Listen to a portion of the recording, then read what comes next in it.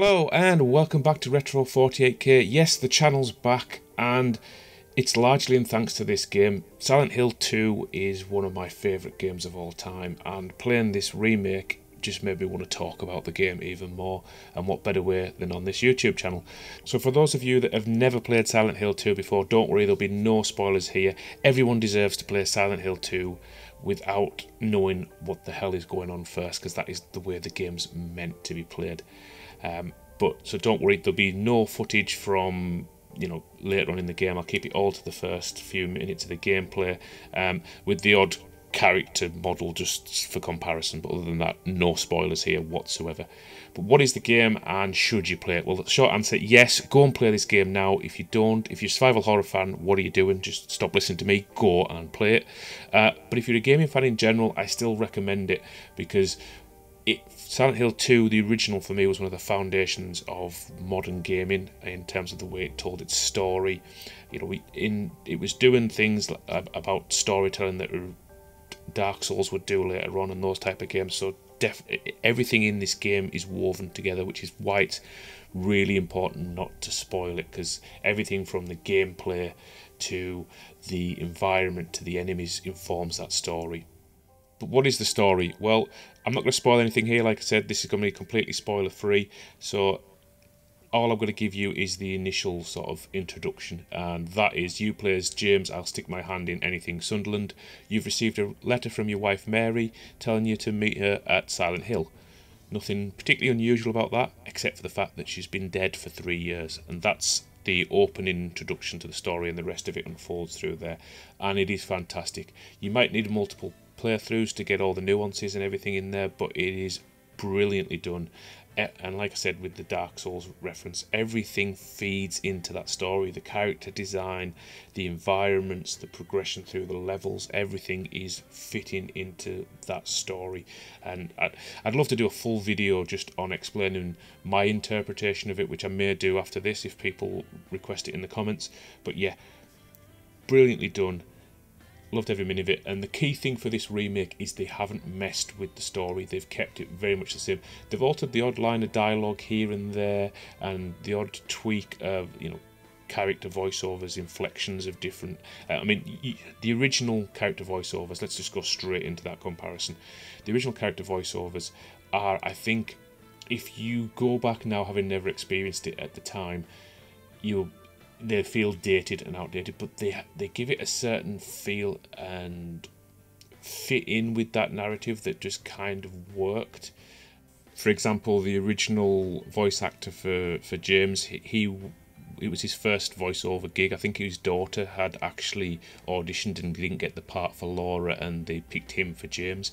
And that weird sense of, I'm not quite sure what's going on, played through into his acting, which really fit with the game. Here they've gone a different route. It is very professional, and it is brilliantly voice worked. Everything is top notch. The only thing I would say is, because that's so good, the facial expressions are so realistic and everything else like that, the odd bit where it doesn't quite work does feel slightly odd, like uncanny valley territory. But for the most part, voiceover acting is just brilliant in this game. I will always prefer the original because I have that nostalgia for it, but new people coming in, it's just brilliantly well done. Really recommend it on that point of view. If you just wanted to experience it as a film almost, it's so well done. But that kind of leads me on to the biggest change in the game that everyone will have noticed straight away, and that's the graphics. Now, they've gone for Unreal Engine 5, and it looks phenomenal. The attention to detail here is just fantastic. You can see on the opening intro, you can see the marks where James's wedding ring has been, and the hand models, the facial expressions, everything is just so well done, and the detail on the levels. There is a few minor graphical hitches here and there that you can see, like off in the distance there'll be flicker sometimes maybe, or you get this weird luminous effect on here on the screen I'm showing now. They're few and far between and don't really take you out of the experience. They're more than livable with. From a technical point of view, I played it on quality mode and it's perfectly playable. I'm sure Digital Foundry will tell you the exact frame rate stats, but I didn't really find a problem with this. It's not a It's not a fighter where you need full 60 frames per second without a frame drop. It works perfectly that way. And speaking of fighting, that's the next biggest change in the game for me in terms of the enemies. In the original game, the enemies kind of had this like you were there and they would attack you, but they weren't really. You didn't. I never felt that was the primary focus. They weren't particularly aggressive. Here, that is completely changed. The enemies are quite aggressive, and the fighting is much more. And because there's more of it actually as well. There's more enemies. There's more fighting in there, even on standard. There's a lot. You do spend a lot more time fighting as opposed to the deep-seated psychological terror that the first one had. So it just feels slightly different from that sense, but they have kept that original. James isn't meant to be a STARS agent. He's not meant to be a special forces. So the original fighting was deliberately clunky because of that, and shooting was deliberately clunky because of that. Here, it keeps that modern feel and the controls and responsiveness and things that modern gamers expect from games, but it gives you the feel of the old one with the animation structure and the slightly clumsy animations that James has and things like that. So they've kept that feel of combat and of his targeting. If you rapidly fire and don't give him chance to aim, he will just fire all over the place. He's not a marksman, so they've really balanced that nicely in terms of the combat. And with combat comes that change to the camera system as well. So this is probably the third biggest change of it. You might argue it's up there with the graphics actually in the first biggest change, but the camera is now very Resident Evil 4 style, over the shoulder perspective. Now this is going to be a purely personal choice. I prefer the old style camera. They could do more with it. You could on this original path through the trees that I'm showing here, they would pull the camera back and have it like looking through the trees as if you were being watched by something in the fog, or when you ran past items they would maybe switch to a fixed camera that would focus on a doorway or something that was, you meant to go this way type scenario. With a over the shoulder camera that you can largely control yourself, that is gone. You have to keep your eyes peeled, so there is more of a chance that you might miss things, but that just means it's better the next time round, really. I will say that it does make it feel slightly similar to other games. If I showed you a screenshot here of Resident Evil 4 and Silent Hill 4, and I blurred the characters out, could you tell me that they weren't the same game, just different levels on them? It bleeds to that, but I think that's just modern graphics in general.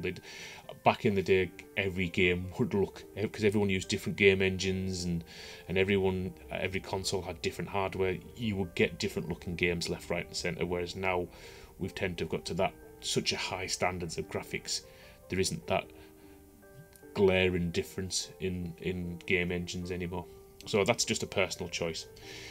The other side of this remaster is sort of the level structure, and it's taken the Resident Evil remakes approach where the puzzles are slightly changed, but they still have the feel of the original, and they've expanded on areas. So they've, for example, before you get to the apartment blocks, which is the first area in the first game, there's now a little bit of exploring the town that you do, and they've added a puzzle into there, but it's puzzles that are in keeping with Silent Hill.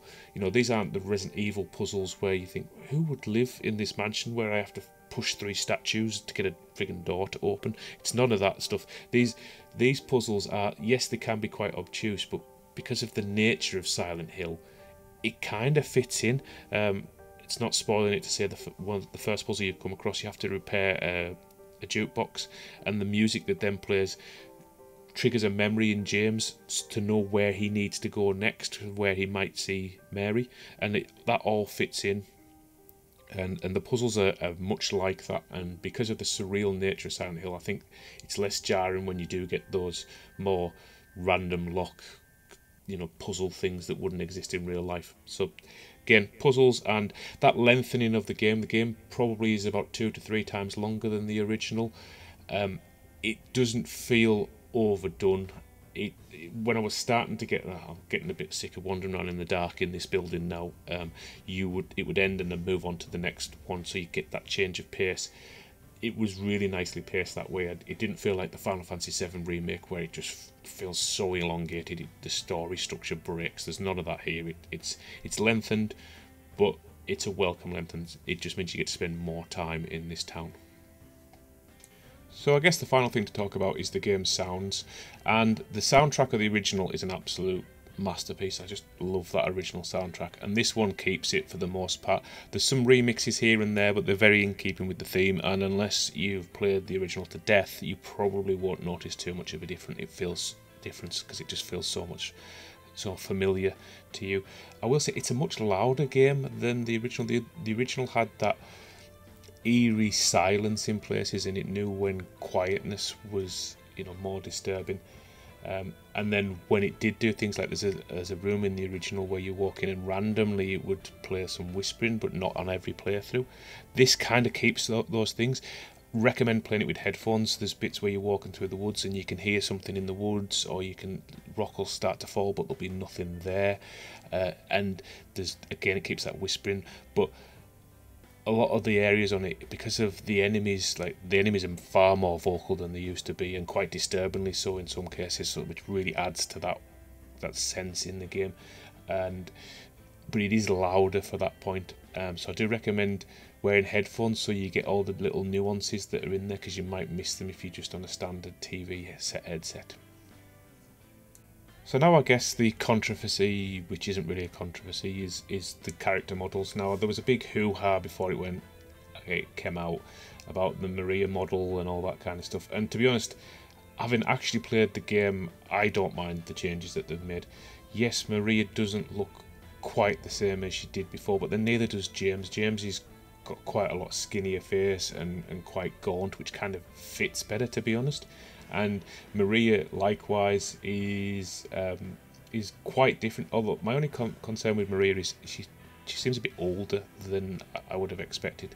And there was Angela as well. There was some comments on, but I think they've actually pitched Angela right. She feels much younger than she did in the original, and that is actually matching with the age she should be. So as far as that's concerned, I think it's a non-story. I actually didn't mind any of the changes. They don't take anything away from it or any of the themes. They just are stylistic changes. They still fit with those characters, and the character actions still fit with those characters, so it's fine. There's nothing to say there. In terms of would I recommend this game, I said at the start, absolutely yes. If you're a Silent Hill fan, if you're a horror fan, then it's an absolute no-brainer. Go pick this up. If you are just a general gamer, then again, I still think it's worth picking up. It does some nice things in the remake in terms of puzzles. James will circle on the map now where the puzzle was, and where if you come across an item or something in a room that you need connected with it, they're linked on the map. He'll write on the map, which is really nice, and it helps a player out without breaking that immersion. So it's really good the fact that it does that. It auto saves constantly. There's like 3 auto save brackets before you even get to your manual saves, and it feels like there's more save points, and it wasn't as if the original was stingy with them. So again, for modern gamers who can't bear to lose more than 30 seconds of gameplay, I think you're covered there. And just all in all, I think it's a great package. Would I prefer it over the original? If I take the nostalgia goggles off, it probably is objectively a better game, because it's the same core but it looks better and plays better. But I think the original had that lightning in a bottle quality that is really difficult to replicate. They've got as close as you could expect them to, and even the original developers come out and said, the original team members of them have come out and said, oh, we would have made that change if we'd had the horsepower and stuff at the time.